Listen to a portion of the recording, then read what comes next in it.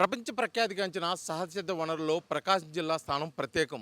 దేశీ ఖ్యాతిని పెంచిన ఒంగోలు గిత్తలు, విదేశీ మారకాన్ని తీసుకొచ్చినటువంటి చీమకుర్తి, గ్రానైట్, గెలాక్సీ గనులు, వీటితో పాటు విద్యాబుద్ధులకు ఓనమాల దిద్దేటువంటి మార్కాపురం పలకలు. ఈ స్మార్ట్ యుగంలో కనుమరుగుతున్నాయి ఈ పలకలు. కేవలం కేవలం పాలకుల అశ్రద్ధ, అధికారుల నిర్లక్ష్యంతో ఇది కనుమరుగుతున్నాయని చెప్పేసి ఇక్కడ నిర్వాహకులు తెలియజేస్తున్నారు. గతంలో వందల సంఖ్యలో ఉన్నటువంటి క్వారీలు, అదేవిధంగా పరిశ్రమలు ఇప్పుడు పదుల సంఖ్యలోకి చేరాయి. వేల మంది ఉపాధి పొందిన ఈ పరిశ్రమ ఇప్పుడు వలసబాట పడుతున్నారు. ముఖ్యంగా దీనికి కేవలం పాలకులు చిన్న చూపు వల్లనే దీనిపై పూర్తి స్థాయిలో కూడా మేము ముందుకు పోలేకపోతున్నాము. దేశానికి అదేవిధంగా జిల్లాకి ఖ్యాతి తెచ్చినటువంటి ఈ మార్కాపురం పలక కనుమరుగవుతుంది. దీనికి పూర్తి స్థాయిలో సహాయ సహకారాలు అవసరమని చెప్పేసి కూడా ఇక్కడ ఉన్న నిర్వాహకులు కోరుకుంటున్నారు. అసలు వారి సమస్యలు ఏమిటో, వాటి పరిష్కార మార్గాలు ఏమిటో వారి మాటలను అడిగి తెలుసుకుందాం.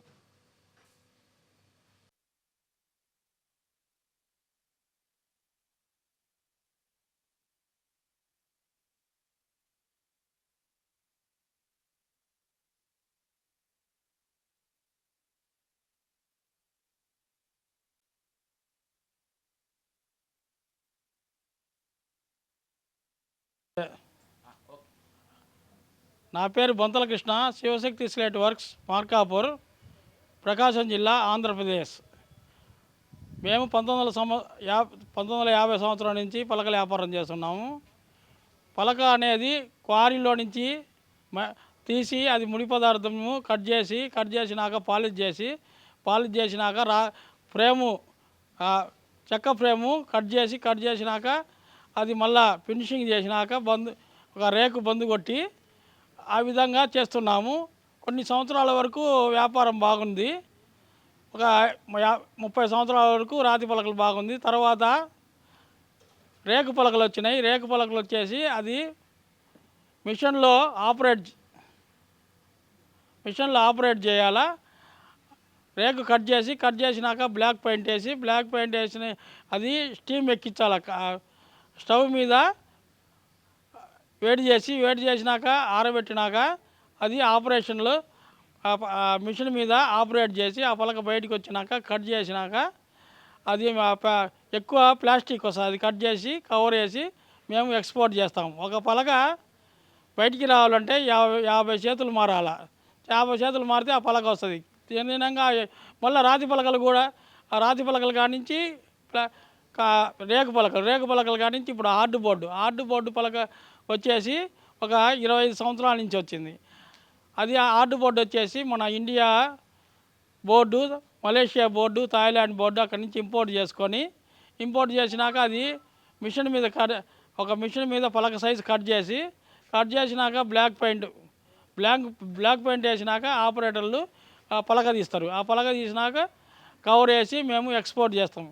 ఈ విధంగా ఇప్పటికీ 3 రకాలు మారిన పలక వచ్చేసి సేల్స్ ఫస్ట్ కాడి నుంచి ఇప్పుడు సేల్స్ తగ్గుతూనే వచ్చింది. ప్రతి సంవత్సరం తగ్గుతూనే ఉంది. ఏం కారణం అంటే ఇప్పుడు స్కూళ్ళల్లో టీచర్స్ పలక మీద రాయించకుండా బుక్ మీద రాయిస్తున్నారు. అందుకని ప్రభుత్వము, సెంట్రల్ గవర్నమెంట్ మా మీద దయ ఉంచి 1 నుంచి 5 వరకు పలక మీదనే రాయాలని ఒక చట్టం తేవాలి. ఆ చట్టం తెచ్చినప్పుడే మన పలకల వ్యాపారము అభివృద్ధి చెందుతుంది.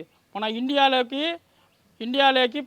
మార్కాపురం ఒకటే పలకల పరిశ్రమ. మా పలక మీద రాస్తేనే వాళ్ళకి చదువు వస్తుంది, లేకుంటే రాదు. ఆ విధంగా ఉంది. అయినా మన ఇప్పుడు మోడర్న్ వచ్చిన కాలేజీ స్కూళ్ళల్లో టీచర్సు డిజిటల్ అని, కంప్యూటర్ మీదని అట్లా రాపిస్తున్నారు. అవన్నీ రాపించకుండా దయచేసి మా పలక మీద రాపించేటట్టుకు చూడాలి. ఇది వచ్చేసి ఇండియాలో అన్ని స్టేట్లకు పోతుంది. మేము తమిళనాడు, కేరళ, మధ్యప్రదేశ్, రాజస్థాను, ఢిల్లీ అట్లా ఆ విధంగా పంపుతున్నాం. మా లెక్క చాలామంది పలకల పరిశ్రమ మీద 10,000 మంది వర్కర్సు, 1000 మంది ఓనర్సు బతుకుతున్నారు. అది క్రమక్రమాన తగ్గుతుంది. కాబట్టి రాజకీయ నాయకులు, మన కేంద్ర ప్రభుత్వము, ప్రధానమంత్రి గారు ఇది పార్లమెంట్లో పెట్టి 1 నుంచి 5 వరకు మస్ట్ అండ్ షుడ్ పలక మీద రాస్తే మా వ్యాపారము అభివృద్ధి చెందుతుందని కోరుతున్నాము. రాతి పలకలు ఉన్నప్పుడు ప్రతి ఒక్కరు ఆ రాతి పలక రాస్తే రైటింగ్ బాగా వస్తుంది. అది అది ఏంటంటే పిల్లోడి కాడ కూడా పగిలిపోతుంది. అటు ఒక్కొక్క అబ్బాయి స్టూడెంట్ 10 పలకలు 20 పలకలు వాడు సంవత్సరం లోపల తీసుకుంటాడు. ఆ విధంగా అవి కూడా పోయినాయి. దాదాపు దీని మీద 1,00,000 మంది పూర్వం బతుకుతున్నారు మన మార్కాపూర్లో. అది వచ్చేసి తగ్గి తగ్గి తగ్గి తగ్గి ఆ, దానివల్ల అన్ని మళ్ళీ మారింది. ఆర్డు బోర్డు రేకు పలక వచ్చింది, రేకు పలక నుంచి ఆర్డు బోర్డు వచ్చింది. ఆ విధంగా తగ్గుతూనే ఉంది. దీనికి మన పాలక ప్రభుత్వము కేంద్ర ప్రభుత్వము ఆలోచించి 1 నుంచి 5 వరకు మర్చెంట్స్ పలక మీద రాస్తే మన సేల్స్ పెరుగుతుంది. అందరు కార్మికులు కానీ ఓనర్స్ కానీ బాగుపడతారు. గతంలో మా తాతలు చేసినప్పుడు వ్యాపారం బాగా ఎక్కువ ఉంది. ఏంటంటే ఇప్పుడు జనాభా పెరుగుతుంది, వ్యాపారము పెరుగుతుంది ఇప్పుడు కూడా, కానీ అంత లేదు. అప్పుడు ఎక్కువ అన్ని స్టేట్లు వాడుతున్నారు, పెద్ద స్టేటు మన పలక మీద వాడుతున్నారు. విదేశాలకు శ్రీలంక, బంగ్లాదేశ్, భూటాను, బర్మా ఇవి కూడా ఎక్స్పోర్ట్ అవుతున్నాయి. అవి అనేది తగ్గిపోయిన వల్ల ఒక సేల్స్ తగ్గింది. మేము ప్రభుత్వం నుంచి ఏమైంది కోరుతున్నామంటే 1 నుంచి 5 వరకు మస్ట్ అండ్ షుడ్గా ఒక తీర్మానం చేయాలా. చేసినాక సేల్స్ పెరుగుతుంది. తర్వాత మాకు సబ్సిడీ అనేది గవర్నమెంట్ ఇవాళ కరెంటు సబ్సిడీ అవన్నీ ఇస్తే లోను స్మాల్ స్కేల్ ఇండస్ట్రీస్ లోను, సూక్ష్మ రుణాలు అట్లాంటివి ఇచ్చి చేస్తే మాకు వ్యాపారం డెవలప్మెంట్ అయింది.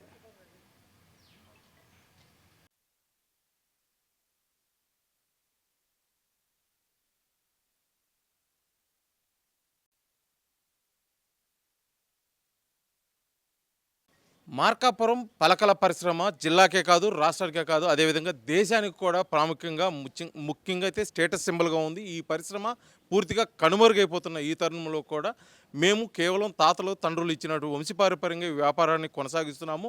ఇది గతంలో 100ల సంఖ్యలో ఉన్న ఈ పరిశ్రమలు ఇప్పుడు కేవలం 10 సంఖ్యలో ఉన్నాయి. వేల మంది ఉపాధి పొందిన ఈ పరిశ్రమలు ఇప్పుడు కేవలం 100ల సంఖ్యలో మాత్రమే ఉన్నారు. అనేక మంది వలసలు వెళ్ళిపోతున్నారు. ఈ వలసలు ఆగాలన్నా, ఈ పరిశ్రమకు ఇక్కడే కొనసాగించాలన్నా, అదేవిధంగా రానున్న తరాలకి మార్కాపురం పలకల ప్రాముఖ్యత తెలియాలన్నా కూడా పాలకులు అదేవిధంగా అధికారులు దృష్టి సారించాలి. ముఖ్యంగా అయితే కేంద్ర ప్రభుత్వం కొన్ని చట్టాలు అయితే తీసుకురావాలి. కేవలం 1వ తరగతి నుంచి 5వ తరగతి వరకు కూడా పలకలు వాడాలి. అప్పుడే ఈ పలకల పరిశ్రమ మనుగడైతే ఉంటుంది. లేని పక్షంలో ఇది కనుమరుగై పరిస్థితుంది. అదేవిధంగా కూడా కేంద్ర రాష్ట్ర ప్రభుత్వాలు కూడా కావలసిన విద్యుత్ సబ్సిడీలు అదేవిధంగా బ్యాంకు రుణాలు దీన్ని పరిశ్రమ కింద పరిగణించి దీనికి కావాల్సిన అన్ని సదుపాయాలు కూడా కేటాయించాలి. లేని పక్షంలో ఈ పరిశ్రమ అయితే పూర్తిగా కనుమరుగవుతుంది. తర్వాత భావితరాలకైతే మార్కాపురం పలకల గురించి చెప్పుకునేది అదేవిధంగా చూపించేదానికి కూడా అయితే అవకాశాలు ఉన్నాయని చెప్పేసి కూడా ఇక్కడ నిర్వాహకులు తెలియజేస్తున్నారు. వీడియో జర్నలిస్ట్ లక్ష్మణ్తో శ్రీనివాస్, RTV, మార్కాపురం, ప్రకాశం జిల్లా.